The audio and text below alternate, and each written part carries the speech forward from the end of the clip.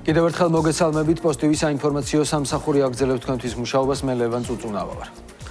პარლამენტი დღეს ინტერპელაციის წესით განათლების, მეცნიერებისა და ახალგაზრდობის მინისტრს მოусმენს. გივი მიქანაძე საკანონმდებლო ორგანოში გახარიას გუნდის წევრებმა დაიბარეს. მინისტრთან 44 საინტერპელაციო კითხვა გაგზავნილი, რომლებიც განათლების მიმდინარე რეფორმას ეხება.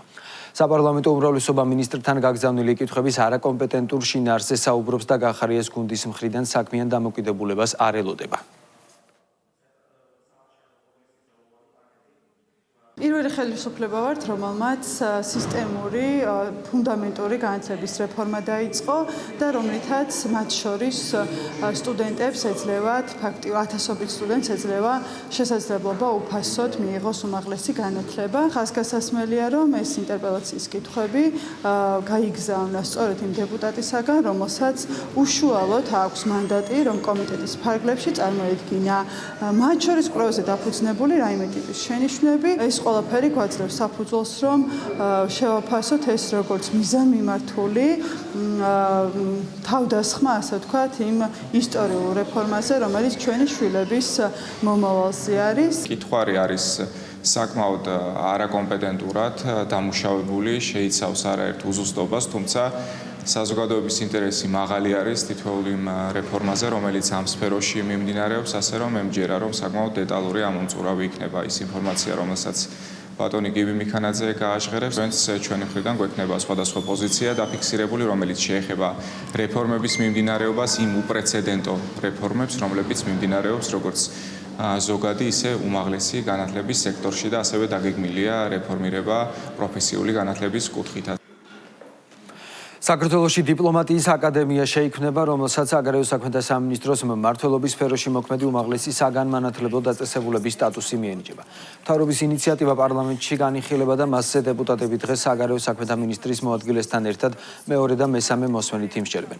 კანონპროექტის მიხედვით ინერგება დიპლომატიური კადრების მომზადების ახალი სისტემაც, რომლის თანახმადაც პირები, რომლებსაც აკადემიაში კვალიფიკაციის ამაღლების ერთწლიანი კურსის წარმატებით დასრულების დამადასტურებელი სერტიფიკატი ექნებათ, დიპლომატიურ თანამდებობაზე დიპლომატიური სამსახურის გავლის წესის შესაბამისად დაინიშნებიან. იცვლება დიპლომატიური რანგების მინიჭების წესით და ფართოვდება იმ უმაღლესი დიპლომატიური თანამდებობის ჩამონათვალი, რომლებსაც შეიძლება საგანგებო და სრულუფლებიანი ელჩის რანგი მიენიჭოთ. სულ ახლის წინ საქართველოს პარლამენტმა ჩვენი გუნდის ინიციატივით დაამტკიცა საკანონმდებლო ცვლილებები, რითაც შეიქმნა პოლიციის სპეციალიზებული უმაღლესი დაწესებულება, ამავდროულად მაგისტრატურის გავლის შესაძლებლობა გაჩნდა სახელმწიფო უსაფრთხოების სამსახურის საჭიროებიდან გამომდინარე. ახლა ცვლილება ხორციელდება და სპეციალიზებული დიპლომატიური სამსახური და სასწავლო დაწესებულება იქნება. ჩვენი გუნდის მთავარი მიდგომაა, რომ ეს საჭიროებები, რაც სახელმწიფო ინტერესებიდან გამომდინარე და ჩვენ გვჭირდება ძალიან ბევრი ადამიანი, რომელიც არის თავის სახვის პროფესიონალი და რაც მთავარია ჩვენი ქვეყნის მოყვარული. ძალიან მნიშვნელოვანია ის, რომ ჩვენ ქვეყანას ყავდეს შესაბამისი პროფესიული კადრები, რომელიც უზრუნველყოფს როგორც საშინაო, ასევე საგარეო პოლიტიკის სწორად წარმართვას. დიპლომატიური აკადემიის ერთ-ერთი მთავარი მისიაც არის, რომ აღზარდოს ახალგაზრდები, რომელიც ქვეყნის ინტერესებს დაიცავენ როგორც შიგნით, ასევე გარეთ. მნიშვნელოვანია ის, რომ არსებობდეს ქვეყანაში იმგვარი საგანმანათლებლო დაწესებულება, რომელიც მოამზადებს მაღალკვალიფიციურ დიპლომატებს. ეს თავისთავად დადებითად აისახება საგარეო უწყების საქმიანობის ეფექტიანობის კიდევ უფრო მეტად ამაღლებაზე. შესაბამისად, როგორც ცნობილია, რა თქმა უნდა, საპარლამენტო უმრავლესობა მხარს უჭერს ამ წამოწყებას. ვიცე-პრემიერი საგარეო საქმეთა მინისტრი მაკა ბოჭორიშვილი ამერიკის შეერთებული შტატების სახელმწიფო დეპარტამენტის წარმომადგენლებს შეხვდა, განიხილეს ორ ქვეყანას შორის ორმხრივი ურთიერთობები და თანამშრომლობის პერსპექტივები. ყურადღება გამახვილდა შუა დერეფანზე და საქართველოს როგორც რეგიონული დამაკავშირებლისა და სატრანსპორტო ჰაბის როლზე. ხაზი გაიცვა საქართველოს სუვერენიტეტისა და ტერიტორიული მთლიანობის მიმართ შეერთებული შტატების მტკიცე მხარდაჭერას. დაფიქსირდა მტკიცე მზაობა გაგრძელდეს მუშაობა ორმხრივი თანამშრომლობის გასაძლიერებლად.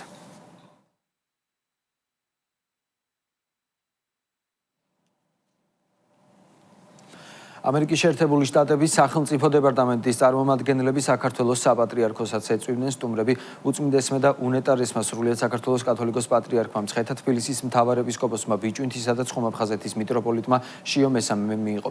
შეხვედრაზე საუბარი შეხვდა ამერიკის შეერთებულ შტატებსა და საქართველოს შორის ურთიერთობებს. კათოლიკოს პატრიარქმა საქართველოში ქრისტიანობის სახელმწიფო რელიგიად გამოცხადების 1700 წლის თავთან დაკავშირებით დაგეგმილ ღონისძიებებზე ამერიკის შეერთებული შტატების სახელმწიფო დეპარტამენტის დელეგაცია დაპატიჟა.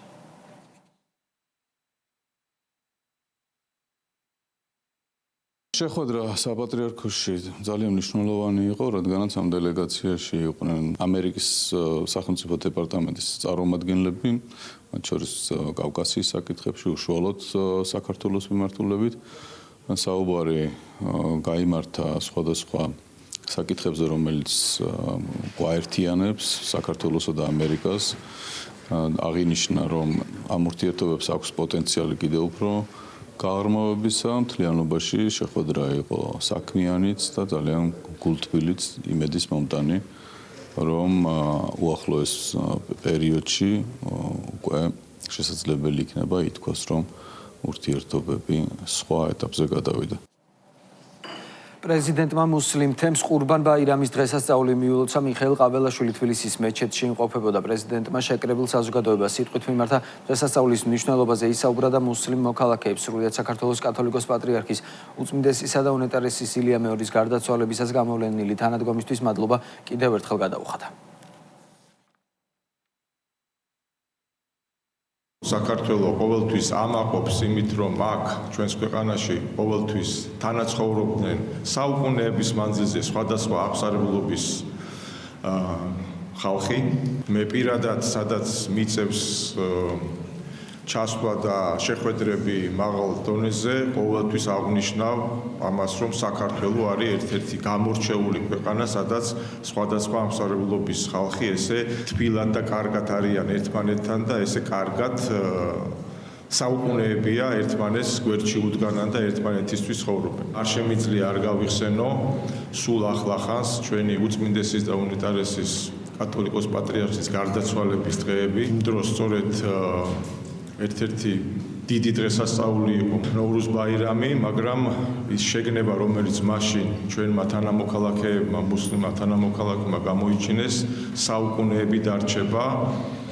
ის პატივისცემა, რომელიც გამოიჩინეს, არ აღინიშნა ეს დღესასწაული და ლოცვით შემოიფარგლა და უდიდესი პატივისცემა იყო გამოჩენილი ამ ფაქტთან დაკავშირებით და ამისათვისაც იხდით თითოეულ თქვენთაგანს მადლობას. ეს დღესასწაული არის ხელმოქმედების დახმარების გვერდში დგომის დღესასწაული. ეს დღესასწაული არის გამოხატულება რელიგიის თავისუფლებისა და იმ დამოკიდებულებისა, რასაც მუსლიმი თემი საქართველოში რელიგიური უფლებების კუთხით ახორციელებს და ეს დამოკიდებულება, რაც საქართველოში არსებობს რელიგიის თავისუფლების კუთხით და განსაკუთრებით მუსლიმთა უფლებების დაცვისას ჩვენი სახელმწიფო და ჩვენი ხელისუფლება წარმატებით ახორციელებს თქვენთან ერთად თანამშრომლობის საფუძველზე.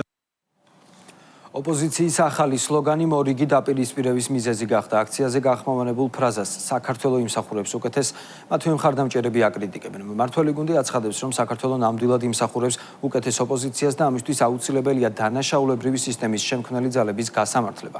როგორც სახელისუფლებო პარტიაში განმარტავენ, ოპოზიციაში სლოგანის გარშემო არსებული დაპირისპირება კარე დავალებების შესრულების მორიგი უკუ ეფექტია. კოლექტიურ ნაცმოძრაობას მე მგონი სიმართლე წამოსდა, რომ ნამდვილად საქართველოს უკეთეს იმსახურებს. ამ შემთხვევაში უკეთეს იმსახურებს ოპოზიციის სახით და იმისათვის, რომ უკეთესი ოპოზიცია იყოს ჩვენს ქვეყანაში ჩამოყალიბებული, მნიშვნელოვანია, რომ დანაშაულებრივი სისტემის შექმნელი, იმ სისტემის, რომელსაც საზღვაო სასამართლოს მიერ დადასტურებული წერტილი აქვს დასმული სისტემური და სისტემატიური წამებლური სისტემა და რეჟიმის შექმნა ამ ადამიანების და ამ პოლიტიკური ძალების გასამართლება მოხდეს საკონსტიტუციო სასამართლოში. სერიოზული კრიტიკის ხასიათში გაატარეს ამ შემთხვევაში თავისი კოლეგები. ეს ასეც ხდება ხოლმე, როდესაც რადიკალები ვერ ბედავენ თუნდაც სლოგანის თავად შექმნას და შეთავაზებას საზოგადოებისთვის არამედ თავიდან ბოლომდე ამ შემთხვევაშიც არიან დამოკიდებულები გარე კურატორებზე და კონკრეტულად ბლაჟევიჩზე. იქ რაიმე წარმატების მოლოდინი არ უნდა არსებობდეს. ზოგადად ის ეგრეთ წოდებული გეგმები, რომელიც გაახმაურეს მათ და გაანდეს თითქოს და თავის ამომრჩეველს, ასევე გასაკვირველი არის განწირული წარუმატებლობისთვის. მაშინ, როდესაც ერთხელაც არ მოგიხდია საზოგადოებისთვის ბოდიში იმ დანაშაულების გამო, რომელიც საქართველოს წინააღმდეგ ჩაიდინე, არ უნდა გაგვიკვირდეს მათი ეს წარუმატებლობა. საქართველოს ნამდვილად არ იმსახურებს ასეთ ოპოზიციას, შესაბამისად ჩვენი პოლიტიკური გუნდის მხრიდან არის გადაწყვეტილება მიღებული, რაც გულისხმობს საკონსტიტუციო სასამართლოში ამ პარტიების აკრძალვის მოთხოვნას, ასე რომ დაველოდოთ პროცედურებს, რაც ვიხილეთ 26 მაისს დღის მეორე ნახევარში ნაცმოძრაობის და მასთან დაკავშირებული სატელიტების მხრიდან არის სამარცხვინო. გვიან ღამემდე მიმდინარეობდა გორში მომხდარი ინციდენტის ერთ-ერთი ფიგურანტის გამოკითხვა პროკურატურაში, რის შემდეგაც ის ოჯახის მოთხოვნით სრული სამედიცინო გამოკვლევის მიზნით გორიდან თბილისში ვივამედის კლინიკაში გადმოიყვანეს. სამართალდამცველების მიერ დაკავებული მამაკაცი პროკურატურის დადგენილების საფუძველზე გვიან საღამოს გათავისუფლდა. მას გუშინვე ჩაუტარდა სამედიცინო ექსპერტიზაც. მომხდართან დაკავშირებით პროკურატურაში გამოძიება პოლიციელების მხრიდან ძალადობისა და უფლებამოსილების სავარაუდო გადამეტების ფაქტზე მიმდინარეობს.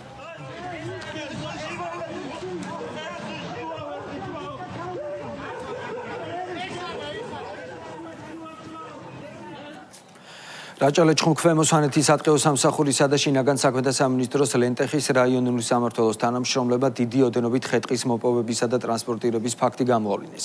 სამართალდამცველებმა 42 კუბურ მეტრამდე უკანონოდ მოპოვებული წიწვოვანი სახეობის სამასალე მერქანი სოფელ ხელედში სახელმწიფო ტყის ტერიტორიაზე დაასაწყობა, ხოლო შემდეგ მაღალი გამოვლობის ავტოსატრანსპორტო საშუალებით ცდილობდა მის ტრანსპორტირებას. ტყის მონიტორინგისა და კონტროლის გაძლიერების მიზნით გარემოს დაცვა და სოფლის მეურნეობის სამინისტროს შესაბამისი უწყებები 24 საათიან რეჟიმში პატრულირებენ. ვიყენებთ ტექნიკურ საშუალებებსაც, მაგალითად ფოტოხაფანგებს, დრონებს და სხვა. ჩვენი ამოცანაა, რომ სამართალდარღვევის ფაქტები მინიმუმამდე დავიყვანოთ. ნებისმიერი გამოვლენილი კანონდარღვევის მიმართ გატარდება კანონმდებლობით გათვალისწინებული მკაცრი სანქციები. შეფასებისა და გამოცდების ეროვნული ცენტრი 2026 წლის სტუდენტთა საგრანტო კონკურსისთვის რეგისტრაციას იწყებს. სტუდენტებს რეგისტრაციის გავლა დღეიდან ელექტრონულად ცენტრის ვებგვერდზე 8 ივნისის 18 საათამდე შეეძლებათ.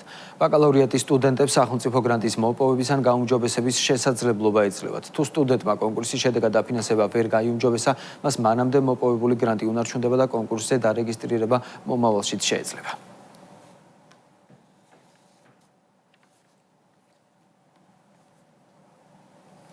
ინფრასტრუქტურის სამინისტროს მუნიციპალური განვითარების ფონდი რუსთავში კიდევ ერთი ახალი სკოლამდელი აღზრდის დაწესებულების მშენებლობას ასრულებს.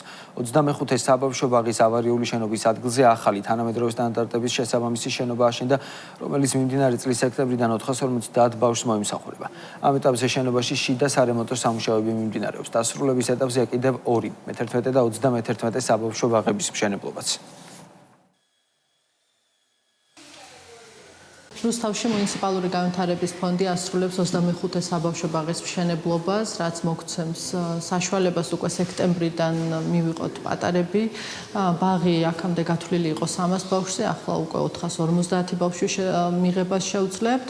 შენობა არის ადაპტირებული შეზღუდული შესაძლებლობის მქონე ბავშვებისთვის. ახალი ინფრასტრუქტურა არის დამატებითი შესაძლებლობა კიდევ უფრო მეტმა ბავშვმა თანამედროვე სტანდარტების შესაბამის გარემოში მიიღოს სკოლამდელი განათლება. ეს სამუშაოები განსაკუთრებით მნიშვნელოვანია, რადგან უსაფრთხო და ხარისხიანი გარემო ბავშვების განვითარებისთვის ერთ-ერთი მთავარი წინაპირობაა.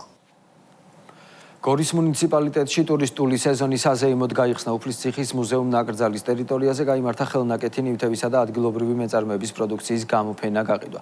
მონაწილეობდნენ მხატვრები, ადგილობრივი მეწარმეები, საოჯახო სასტუმროების მარნების წარმომადგენლები, თიხისა და რეწვის ოსტატები. სტუმრების განწყობაზე ადგილობრივი მუსიკალური ჯგუფები ზრუნავდნენ. ღონისძიების სტუმრებს შესაძლებლობა ჰქონდათ მიიღოთ ინფორმაცია ეკოტურისტული მარშრუტების დაცულ ტერიტორიებზე არსებული ბიომრავალფეროვნების, ბუნებრივი ღირსშესანიშნაობებისა და გარემოს დაცვითი ღონისძიებების შესახებ. თოვრის მუნიციპალიტეტში უფლისციხის ნაკრძალთან გაიმართა ღონისძიება, რომელიც მიეძღვნა ტურისტული სეზონის გახსნას, მინდა მიულოცო ყველა იმ ადამიანს, ვინც მოღვაწეობს ტურიზმში. ასევე დღეს გაიმართა გამოფენა ჩვენთან, მიიღეს მონაწილეობა სხვადასხვა მეწარმეებმა. სეზონი გაიხსნა როგორც ყოველთვის ტრადიციულად უფლისციხის ნაკრძალში. მინდა მიულოცო დღევანდელი დღე ყველა იმ ადამიანს, ვინც ჩართულია ტურიზმის განვითარებაში, ვინც ხელი შეუწყო დღევანდელ ღონისძიებას. ჩვენ მაქსიმალურად მობილიზებული ვართ, რომ ტურიზმის განვითარებას ხელი შევუწყოთ, იქიდან გამომდინარე, რომ როგორც მუნიციპალიტეტს, ასევე რეგიონს აქვს ის პოტენციალი, რომ განვითარდეს ჩვენთან ტურიზმი. პირველად გამოვედი ამ გამოფენა გაყიდვაზე მე, გამოვიტანე ჩემი ნახატები და ვფიქრობ, რომ ერთ-ერთი წარმატებული დღე იქნება ამ უფლისციხეში და ყველა სულოცავ გამოფენა გაყიდვის დღეს და ტურისტული სეზონის გახსნას. ექთნების ადამიანი ექთნების საერთაშორისო კვირეული 2026-ის ფარგლებში აჭარაში რეგიონული კონფერენცია გაიმართა. ღონისძიების მიზანს რეგიონულ და ეროვნულ დონეზე საექთნო და სამიანო პროფესიის განვითარების მხარდაჭერა, ადამიანური რესურსების გაძლიერება და რეგიონებში ჯანდაცვის სისტემის გრადობის ხელშეწყობა წარმოადგენდა. კონფერენციის ფარგლებში 32 ღვაწლმოსილი ექთანი დაჯილდოვდა, რომელთა სამუშაო სტაჟი 40 წელს და მეტს შეადგენს.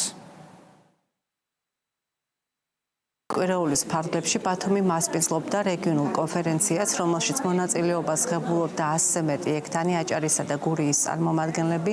ორგანიზატორი გახლავთ პლატფორმა, რომელიც შეიქმნა საქართველოში ინიციატორი ექთნების მიერ და ისინი გახლავთ საქართველოს ჯანდაცვის სამინისტროს მიერ მოწოდებული პოლიტიკისა და სტრატეგიის განმახორციელებლები. მე მინდა მათ ყველა იდეისათვის მადლობა გადავუხადო. პლატფორმა უზრუნველყოფს როგორც ახალგაზრდა ექთნების გამოცდას და სტუდენტების ჩართვა ინტეგრაციას, ასევე ღვაწლმოსილი ექთნების აღიარებას და ლიდერშიპის განვითარებას. უნდა აღინიშნოს, რომ წარმომადგენლობითობა, დარგის ექსპერტიზა, ბიზნეს სექტორი, უწყვეტ ინსტიტუციური განვითარების ფარგლებში ერთობლივად აკადემიურ სისტემასთან წარმოადგენს ძალიან მაღალი დონის პლატფორმას და ეს ჩვენთვის საამაყოა. აღფრთოვანებული ვარ დღეს და იმითი, რომ ეს ყველაფერი ასე დაფასებულად დამიფასდა და რა ვიცი, ჩემი თავი შემოევლოს ყველა თანამედ ახალგაზრდას, ვინც კი გადაწყვეტს, რომ უნდა ამ სფეროში მიიღოს თავისი განათლება. კომუნიკაციების კომისიამ მედია წიგნიერების კონკურსის ნამდვილი თუ მოგონილი გამარჯვებულები დააჯილდოვა. სკოლის მოსწავლეების ნამუშევრებიდან ჟიურიმ 3 პრიზი 2 გამოავლინა. გარდა გამარჯვებულებისა, კომისიამ პრიზები ასევე 10 საუკეთესო ნამუშევრის ავტორს გადასცა. კონკურსის წესების თანახმად მონაწილეებს უნდა აღმოეჩინათ ონლაინ მედიაში გავრცელებული ყალბი ინფორმაცია. შემდგომ კი ყალბი ინფორმაციის აღმოჩენის გზები, შესაბამისი წყარო და რეალური ფაქტები უნდა წარიდგინათ. მოხარულები ვართ, რომ კომუნიკაციების კომისიამ მედია წიგნიერების კონკურსი ნამდვილი თუ მოგონილი მე-13-ით ჩაატარა. დავაჯილდოვეთ გამარჯვებულები. მინდა გითხრათ, რომ 200-მდე ნამუშევარი შემოვიდა, რაც ნიშნავს იმას, რომ ყოველწლიურად იზრდება ნამუშევრების რაოდენობა, ისევე როგორც უმთავრესი არის ნამუშევრების ხარისხი და ასევე 70% კონკურსანტებისა იყვნენ რეგიონებიდან, რაც ასევე ძალიან მნიშვნელოვანია. მე წავწყდი სოციოლოგიაში ნამდვილი თუ მოგონილის კონკურს. შედეგად მე გადაწყვეტა მე მიყო მონაწილეობა. ეს გადაწყვეტილება აღმოჩნდა ერთ-ერთი საუკეთესო გადაწყვეტილება, რაც მე მიღია დღევანდელ კვირაში და შესაბამისად მოვიგე პრიზი. სპორტის მინისტრი მინი ფეხბურთის ევროპის ჩემპიონატის გახსნას დაესწრო, რომელიც სლოვაკეთის დედაქალაქში იმართება. შალვა გოგოლაძე ბრატისლავაში მოადგილესთან და დელეგაციის სხვა წევრებთან ერთად სამუშაო ვიზიტით იმყოფება. მინისტრი მსოფლიოს მინი ფეხბურთის ფედერაციის პრეზიდენტს და ევროპის მინი ფეხბურთის ფედერაციის პრეზიდენტს შეხვდა. ჩემპიონატზე საქართველოს მინი ფეხბურთის ეროვნული ნაკრები დ ჯგუფში ასპარეზობს. მისი მეტოქეები არიან ინგლისი, ესპანეთი და რუმინეთი. ჩვენმა ეროვნულმა ნაკრებმა პირველი მატჩი ინგლისის წინააღმდეგ გამართა და ანგარიშით 1-0 გაიმარჯვა. ქართველი ფეხბურთელები დღეს ესპანეთის ნაკრებს დაუპირისპირდებიან. სლოვაკეთში ოფიციალური ვიზიტის ფარგლებში დღეს დავესწარი მინი ფეხბურთის ევროპის ჩემპიონატის გახსნის ოფიციალურ ცერემონიალს, სადაც შეხვდი მინი ფეხბურთის მსოფლიო და ევროპის ფედერაციის პრეზიდენტს. აქვე მინდა ვისარგებლო შემთხვევით და საქართველოს ეროვნულ ნაკრებს მიულოცო მნიშვნელოვან მატჩში ინგლისის ეროვნულ ნაკრებთან გამარჯვება და უსურვო მომავალ თამაშებში წარმატებული ასპარეზობა. წარმატებით გაიხსნა ბრატისლავაში, სლოვაკეთის დედაქალაქში ევროპის ჩემპიონატი. ასევე წარმატებით აიღო საქართველოს ნაკრებმა სტარტი, დაძაბულ ბრძოლაში დაუმარცხეთ ინგლისის ნაკრები. ჩვენთვის ეს უკვე მიჯრით მესამე ევროპის ჩემპიონატია. მართლმადიდებელი ეკლესია დღეს დავით გარეჯელის ხსენების დღეს აღნიშნავს. დავით გარეჯის მამათა მონასტერში პარაკლის სრულიად საქართველოს კათოლიკოს პატრიარქი შიო მესამე აღავლენს. დავით გარეჯელი მე-6 საუკუნის შუა წლებში მოღვაწე ერთ-ერთი 13 ასურველი მამათაგანია. გადმოცემის თანახმად მან გარეჯის მრავალთი სანახებში მონასტერი დააარსა, რომლის პირველი წინამძღვარიც თავად იყო.